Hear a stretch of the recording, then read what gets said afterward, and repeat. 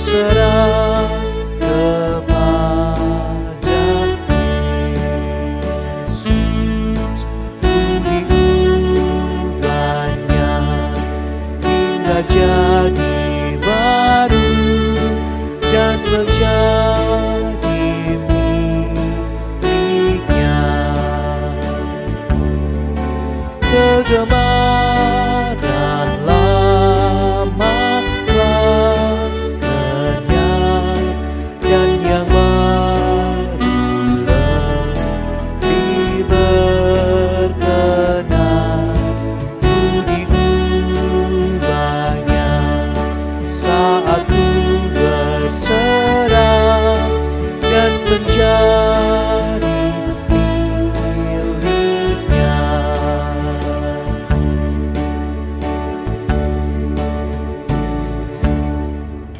Shalom, selamat pagi Bapak Ibu yang terkasih. Pada saat ini kembali lagi kita di dalam doa pagi online GKI Gatot Subroto Purwokerto. Dan pada saat ini kita akan bersama-sama merenungkan sebuah bagian firman Tuhan yang akan menolong kehidupan kita bersama. Sebelum itu, mari bersama-sama kita bersatu di dalam doa. Tuhan yang baik, pada pagi hari ini kami sungguh mengucap syukur karena kami boleh kembali lagi memulai doa pagi online di dalam gereja Tuhan di GKI Gatot Subroto Purwokerto. Tuhan, biarlah setiap dari kami boleh sungguh-sungguh bertumbuh melalui firman Tuhan yang akan sesaat lagi kami dengar dan juga kami renungkan. Tuhan, tolong kami semua. Terima kasih ya Tuhan, di dalam nama Tuhan kami Yesus Kristus kami berdoa. Amin. Bapak Ibu yang terkasih, saya mengajak kita semua untuk membaca bagian dari Injil Lukas pasal ke-18 ayat ke-35 sampai ke-43. Demikianlah firman Tuhan. Yesus menyembuhkan seorang buta dekat Yeriko. Waktu Yesus hampir tiba di Yeriko, ada seorang buta yang duduk di pinggir jalan dan mengemis. Waktu orang itu mendengar orang banyak lewat, ia bertanya, "Apa itu?" Kata orang kepadanya, "Yesus orang Nazaret lewat."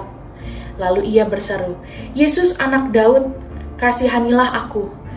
Maka mereka yang berjalan di depan menegur dia supaya ia diam. Namun semakin keras ia berseru, "Anak Daud, kasihanilah aku." Lalu Yesus berhenti dan menyuruh mereka membawa orang itu kepadanya. Dan ketika ia telah berada di dekatnya, Yesus bertanya kepadanya, "Apa yang kau kehendaki supaya aku perbuat bagimu?"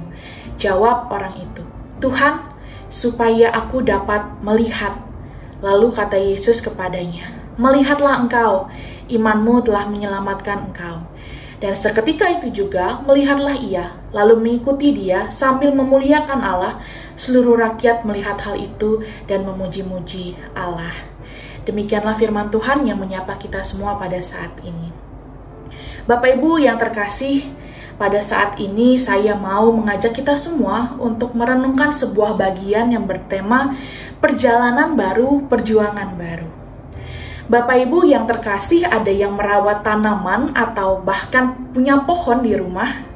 Nah, merawat sebuah pohon atau tanaman membawa kenikmatan sendiri, membawa keteduhan bagi kita yang memelihara atau menikmatinya.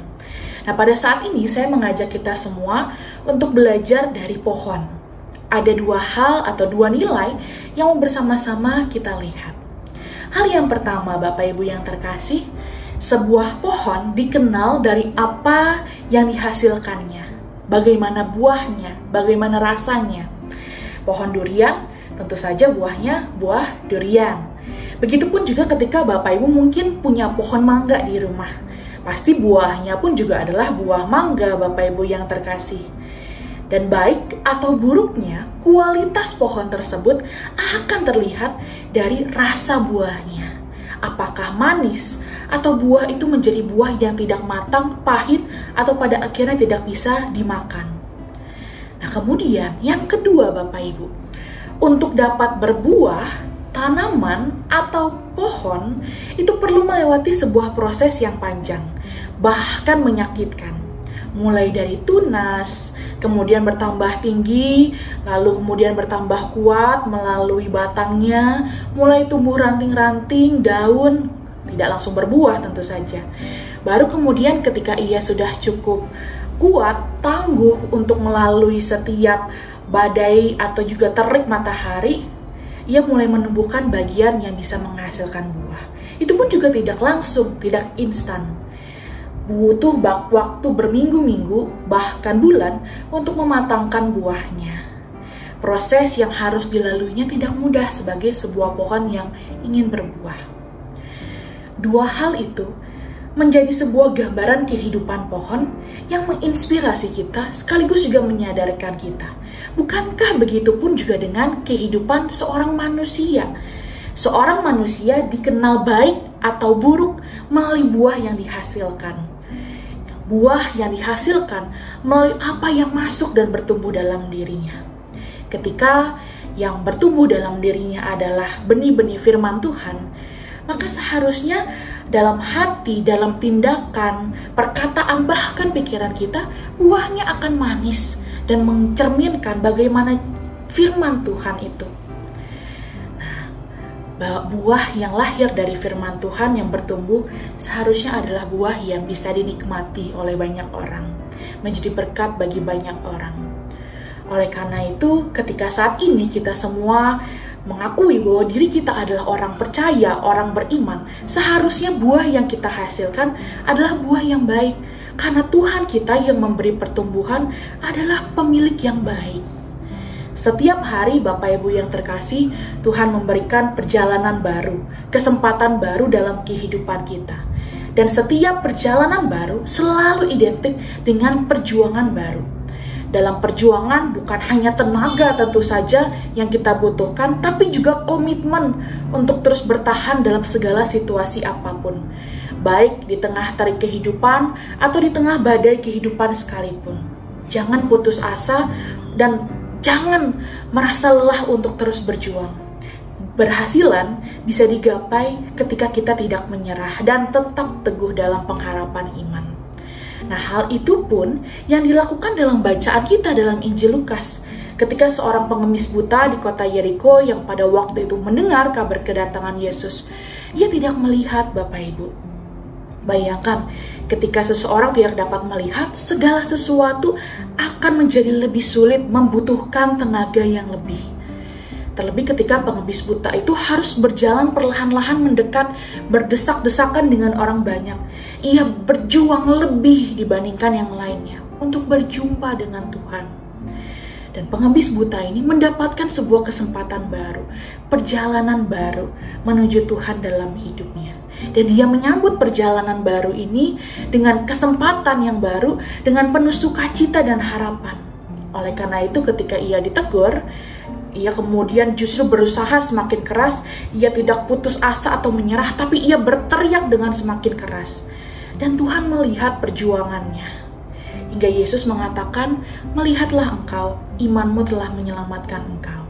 Dan melalui apa yang terjadi dalam dirinya, semua orang melihat mukjizat itu. Dan semua orang menyembah dan memuliakan Tuhan. Bapak Ibu yang terkasih, seperti pohon yang tidak menyerah memberikan manfaat dan kebaikannya bagi segala ciptaan. Dan juga seperti pengemis buta di kota Yeriko yang tidak menyerah untuk menyambut kesempatan baru dalam hidupnya. Begitupun kita, Tuhan panggil untuk tidak menyerah dalam kehidupan kita, untuk menyambut setiap kesempatan dan perjalanan baru sebagai sebuah berkat, anugerah, dan kesempatan yang tidak boleh kita sia-siakan dengan rasa putus asa. Kita menyambutnya dengan penuh syukur, karena Tuhan mempercayakan hal berharga, kesempatan yang baru, yang besar untuk kita emban dan untuk kita jalani. Oleh karena itu, selamat terus berjuang di dalam setiap kesempatan baru, pengalaman baru, perjuangan baru yang Tuhan berikan dalam kehidupan kita. Tuhan menolong kita semua. Mari kita bersatu dalam doa.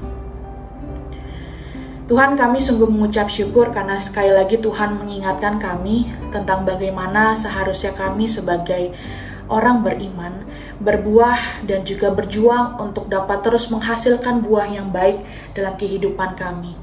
Tuhan, tolong kami agar kehidupan kami mampu mencerminkan firman Tuhan, mampu menginspirasi bahkan menjadi berkat bagi banyak orang. Tuhan, kami menyerahkan seluruh kehidupan kami dalam pertolongan cinta kasih Tuhan, dan ajar kami juga untuk hidup menjadi bentuk cinta kasih Tuhan. Terima kasih ya Tuhan, inilah doa dan seruan kami. Dalam nama Tuhan kami Yesus Kristus, kami menyerahkan kehidupan kami hari ini dan seluruh kehidupan kami. Amin. Selamat menjalani hari Bapak Ibu yang terkasih, Tuhan memberkati kita semua.